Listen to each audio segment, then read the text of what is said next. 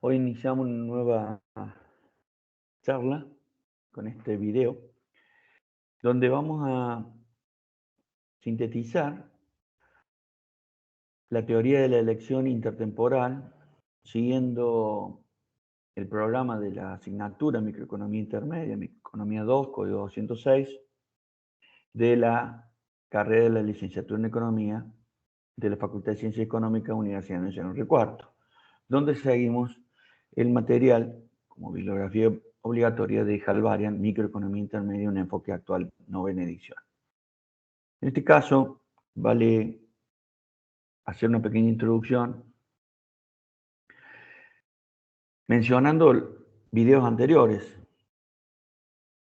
para poner en relevancia lo que buscamos. Hemos dicho, y vamos a seguir diciendo, que el economista hace análisis económico y lo hace a partir de una aproximación lógica a un problema económico. El problema económico lo vamos a simplificar en su expresión diciendo que es aquello que ocurre cuando a un agente se le modifica algún parámetro de su restricción, de algún conjunto de restricciones. Dicho de otra manera, su conjunto de oportunidades para tomar decisiones se ve modificado. Bueno, así vimos capítulos anteriores cómo es la restricción presupuestaria, pero fundamentalmente, si notamos, y siguiendo el libro de Varian o el programa de la asignatura, vamos a ver que siempre empezamos a analizar la situación desde un agente económico y su restricción presupuestaria, por eso mismo, por lo que estamos mencionando. Hemos dejado en uno de los videos anteriores de mencionar determinadas cuestiones porque son repetitivas y en algunos de los casos este es el momento en el cual queremos hacer mayor hincapié. Pero por eso, entonces, vamos a incorporar en el análisis la situación de la toma de decisiones en condiciones de varios periodos. De manera simplificada son 2 periodos. También lo que quiero decir lo voy a decir de otra manera. En realidad, el supuesto de que era un solo periodo ya estaba implícito cuando analizábamos en las decisiones de consumo de un individuo. Deberíamos decir de un individuo en contexto de competencia perfecta, sin existencia de externalidades, solo en un solo periodo, sin incertidumbre. Bueno, mencionar todos los supuestos. Esto no lo hacemos siempre, en este momento vamos a decirlo al revés. Estamos levantando un supuesto, que es el supuesto de un solo periodo. ¿Sí? En esta situación vamos a simplificar con solo 2 periodos. La simplificación va a permitirnos arrojar hipótesis refutables o conclusiones de las teorías. Hemos dicho que cuando hablemos a través de una teoría, lo que nosotros hacemos es usar la conclusión de la teoría reconociendo que las condiciones para poder ser útil esa teoría se están cumpliendo en este hecho que estamos analizando. Y usamos su conclusión. No quiero dejar de decir que no debemos responder a inquietudes con las premisas de la teoría. Por supuesto, hay una salvedad. Aquella sería cuando yo lo que quiero hacer es explicar la conclusión de una teoría y entonces hago mención a las premisas de esa teoría, usando la expresión las condiciones que se tienen que dar para alcanzar un objetivo o para explicar una situación. Acá en este caso las condiciones que se tienen que dar son los supuestos que son parte de las premisas y por lo tanto en ese caso sí usamos las premisas y esto es algo que estamos empezando a cambiar respecto a los videos anteriores. Bueno, vamos a pensar la restricción presupuestaria. Por todo lo anterior justamente me lleva a primero presentar la restricción presupuestaria. Tenemos que el consumo del periodo va a ser el ingreso que tenga en el periodo 2, bien, pero también todo lo que no consumió del periodo 1, que es su ingreso menos su consumo, todo medido en valores monetarios, más lo que puede haber ganado de ese ahorro. ¿Sí? En este caso hablamos que existe un mercado de activos con tasa de interés que le paga por el ahorro la tasa real R. Reordenando la restricción presupuestaria, la vamos a graficar en términos de el consumo del periodo 2 y su máximo nivel de consumo del periodo 2. Esto es decir, el consumo del periodo 2 en valor futuro. Esto es también importante mencionarlo, porque también podríamos expresar toda la restricción presupuestaria en valor actual. En el caso que le presentemos, y que más de una vez va a ser así, en general usamos la restricción presupuestaria en valor actual, porque el análisis lo hacemos en el periodo actual. En este caso ponemos de un lado el consumo y del otro lado los ingresos. Bueno, tenemos el consumo del periodo 1 más el consumo en valor actual, descontado por 1 más R, del periodo 2, igualado al ingreso del periodo 1 más el ingreso del periodo 2 en valor actual. Gráficamente, en el espacio C1, C2, el máximo consumo posible en el periodo 2 es lo que vimos arriba, que es la restricción presupuestaria en valor futuro, y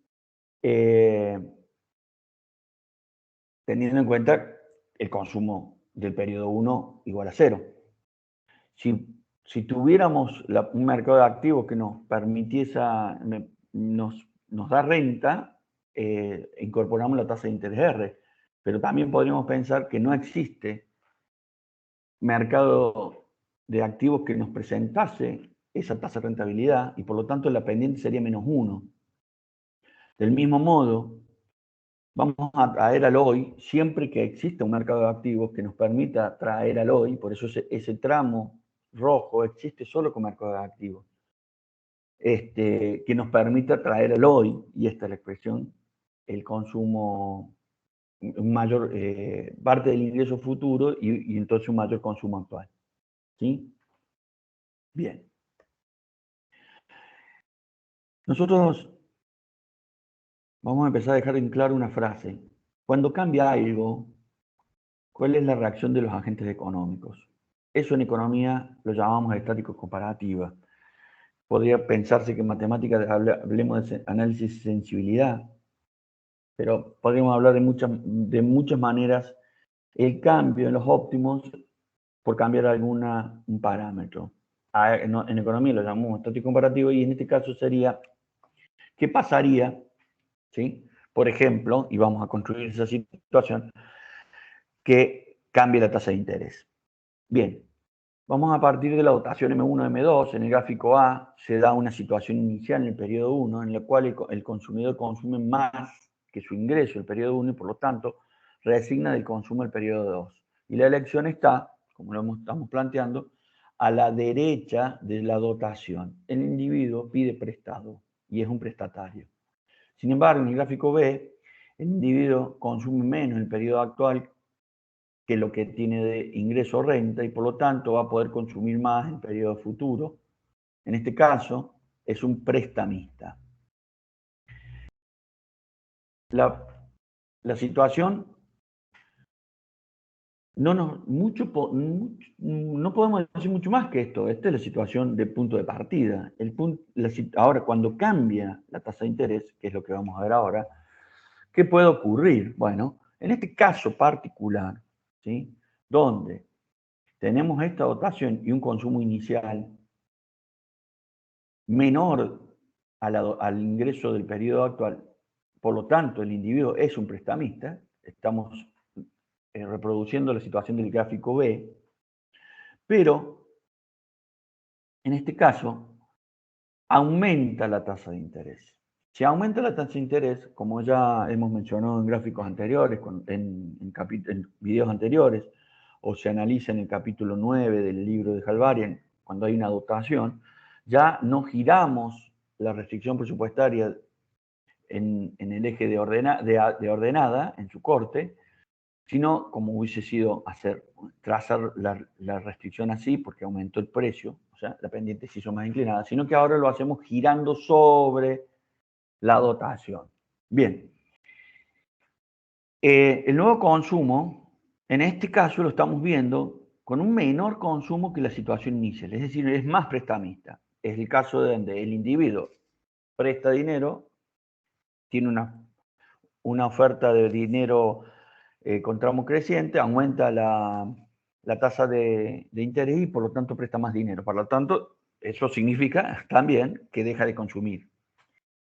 Esa no es la hipótesis refutable. Generalmente nosotros decimos que en otros contextos que aumenta el precio y la oferta del bien aumenta su oferta, su producción y su oferta.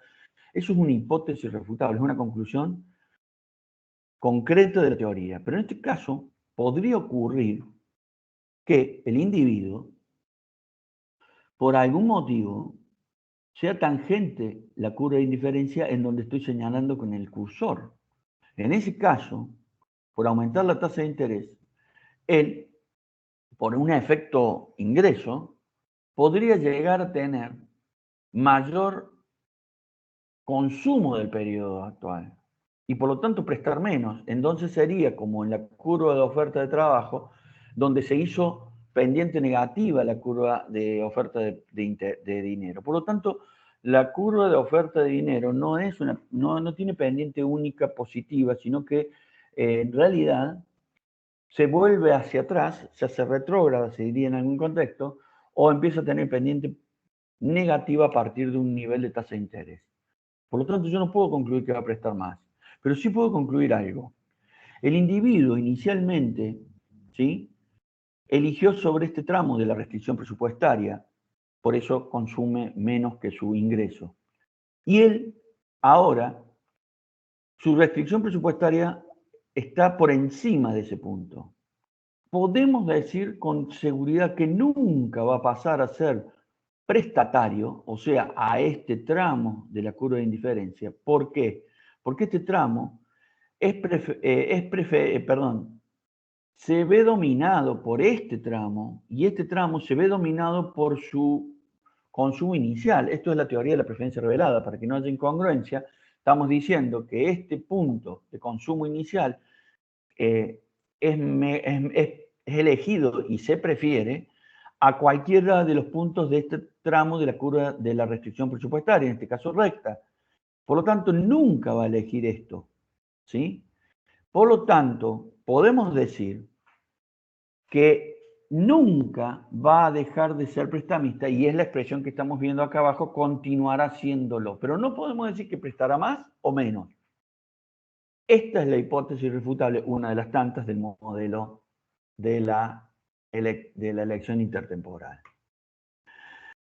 Podemos expresar la elección intertemporal, analizar la elección intertemporal y la ecuación de Slaski. En este caso, como la restricción presupuestaria la estamos expresando en valor futuro, reacomodamos, tenemos un cambio del consumo actual por cambiar su precio, que va a estar dado por el efecto sustitución, más el efecto ingreso, que en este caso, como tenemos dotación, al igual que se analizó en capítulos anteriores, pero yo lo voy a ampliar, voy a reforzarlo para que sigamos repasando. En este caso, nosotros inicialmente, ¿qué teníamos como restricción, como ecuación de Slaski? Teníamos que el efecto total era igual al efecto sustitución con un signo menos, porque habíamos invertido, menos el consumo que se dio multiplicado por la derivada, en este caso consumo, por cambiar la renta. Cuando incorporamos la dotación, al incorporar la dotación, no es menos el consumo, sino es más la situación en la cual puede ser prestatario o prestamista por la derivada del consumo respecto al ingreso. En este caso, podemos decir que el consumo va a cambiar en términos de su precio como el efecto sustitución tradicional, es decir, que es negativo, invertido, aumenta el precio, consume menos en el periodo actual, pero también podemos decir que si es un bien normal, cosa que se puede asumir como muy útil el supuesto, porque los consumos no son inferiores, porque son en distintos periodos, es el mismo. Vendríamos a tener que pensar que en cada consumo, en cada momento es un bien normal, la cesta de consumo, pero simplemente basta con decir que asumimos que son bienes normales. El consumo actual es un consumo, una elección de cestas de bienes normales. Por lo tanto, esto es positivo. Lo que no tengo en claro es el término del paréntesis, que puede ser que haya sido prestamista, M1 mayor que C1, por lo tanto positivo, o prestatario, por lo tanto negativo. Bien, y ahí, en el caso de que sea prestatario, si aumenta el precio, cae por este término, esto es negativo y por lo tanto el segundo término es negativo y por lo tanto el signo del efecto total es negativo. Esa es otra hipótesis refutable siempre que digamos que es prestatario. ¿Sí? Entonces, bien lo mencionamos, el signo del bien normal, como es un supuesto, para simplificarlo. Y ahora veamos las dos situaciones, prestatario y prestamista, con un incremento de la tasa de interés. Sabemos que el prestatario, como dijimos recién, sí o sí va a cambiar el efecto sustitución es negativo, ¿sí? Y también podemos decir que el consumo total es negativo. Mientras que en el prestamista el efecto es ambiguo, ¿sí? En el sentido de cuánto va a cambiar su consumo, no que va a pasar a ser prestamista o prestatario, ¿no? Ya dijimos en la transparencia anterior que eso era una hipótesis refutable. Él, si es prestamista y aumenta tasa de interés, nunca dejará de serlo. Bueno, esto es lo que estamos viendo en este momento de elección intertemporal. Me basta que lo tengamos como punto de estudio. Es un tema quizás más nuevo para los que no han visto en general este tema en una microeconomía introductoria y por eso mismo, en este caso particular, ya hemos ampliado el análisis de la elección intertemporal. Como hemos dicho más de una vez, este es un curso para estudiantes de una microintermedia, o sea, ya han tenido un curso básico y hay muchos temas que no queremos ser redundantes, salvo que sean necesarios para poder presentar algo nuevo. ¿Sí? Y en este caso particular, lo que seguro y con seguridad han visto en una intermedia, perdón, una micro introductoria, hoy nos lleva a pensar que la elección intertemporal en general es un tema más novedoso. Bueno, los dejamos acá y seguiremos en otra